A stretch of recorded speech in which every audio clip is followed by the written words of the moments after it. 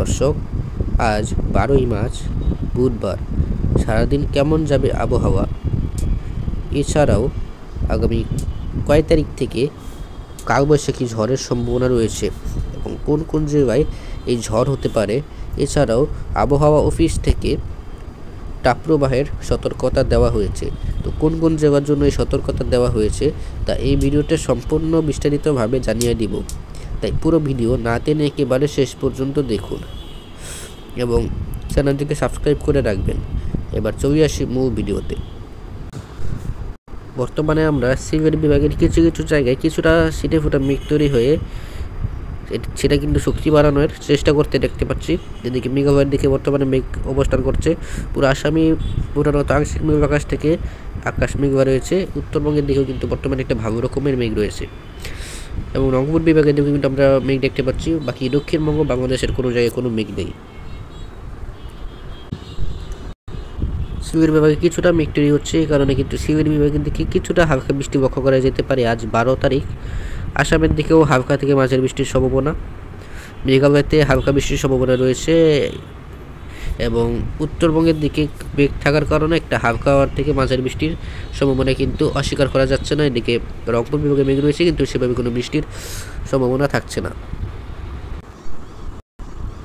আমরা আজ 12 তারিখ বুধবারে কিন্তু দক্ষিণবঙ্গের খড়গপুর, পুরুলিয়া, বাঁকুড়া এসব জায়গায় কিন্তু একটা তাপপ্রবাহের পরিস্থিতির মতন দেখতে পাচ্ছি। পূর্ব দিকে তো তাপপ্রবাহের পরিস্থিতির মতন রয়েছে, কিন্তু পশ্চিমের দিকে 39 থেকে 24 ডিগ্রির মতন তাপমাত্রা কিন্তু পৌঁছে গিয়েছে।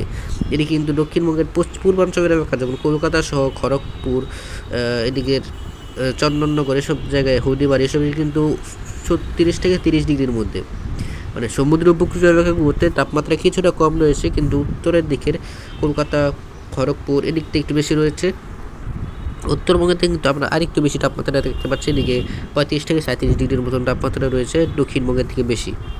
কিন্তু উত্তরবঙ্গে আমরা 27 থেকে 23 ডিগ্রি, মানে তাপমাত্রা সেভাবে কোনো বাড়েনি। বাংলাদেশের দিকে কিন্তু সেভাবে কোনো বাড়তি তাপমাত্রা নেই। বাংলাদেশে 30, 32, 31 এরকম কিন্তু তাপমাত্রা দেখা যাচ্ছে, কিন্তু সবচেয়ে বেশি তাপমাত্রা রয়েছে খুলনা বিভাগে 35 ডিগ্রি সেলসিয়াস। এছাড়া কিন্তু ময়মনসিংহ বিভাগে 31, রংপুরে 30, সিলেটে 31, চট্টগ্রামে 31, কিন্তু ঢাকা বিভাগে একটু গরম রয়েছে 34 ডিগ্রি। ত্রিপুরার দিকে একটি কিছুটা গরম 34 থেকে 35 ডিগ্রি তাপমাত্রা। পুরো আসামে কিন্তু বর্তমান ঠান্ডা রয়েছে 30 থেকে 26 ডিগ্রির মধ্যেই তাপমাত্রা রয়েছে। বৃষ্টির পরিস্থিতি অনুকূল হবে কবে থেকে তা দেখে নেই। আগামীকাল অর্থাৎ আগামী পরশু দিন 14 তারিখ কিন্তু আমরা সিলেট বিভাগে মাঝারি থেকে ভারী বৃষ্টি দেখতে পাবো। স্যার আসামের শিলচর সহ আশেপাশের এলাকাগুলোতে মাঝারি থেকে ভারী বৃষ্টির সম্ভাবনা রয়েছে। তার সাথে কিন্তু কালবৈশাখী ঝড় এবং শিলাবৃষ্টিরও খুবই সতর্কতা, এবং কিন্তু এখানে কিন্তু ঘন্টায় 20 থেকে 40 কিলোমিটার বেগেও হাওয়া বয়ে যেতে পারে কিছু সময়ের জন্য। যতক্ষণ বৃষ্টি চলবে ততক্ষণ সময়ের জন্য কিন্তু এসব জায়গায় এরকম পরিস্থিতি থাকার সম্ভাবনা রয়েছে। আগামী 15 তারিখে বৃষ্টি একটু কমে যাওয়ার সম্ভাবনা এবং সিলেট বিভাগের দিকে হালকা থেকে মাঝারি বৃষ্টির সম্ভাবনা।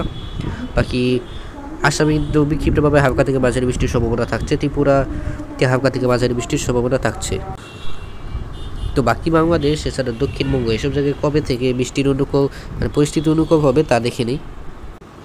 আগামী 18 তারিখ কিন্তু আমরা একটু বৃষ্টির দিক সরাতে দেখতে পাচ্ছি এবং ময়মনসিংহ সিলেট বিভাগে হালকা থেকে মাঝারি বৃষ্টির সম্ভাবনা।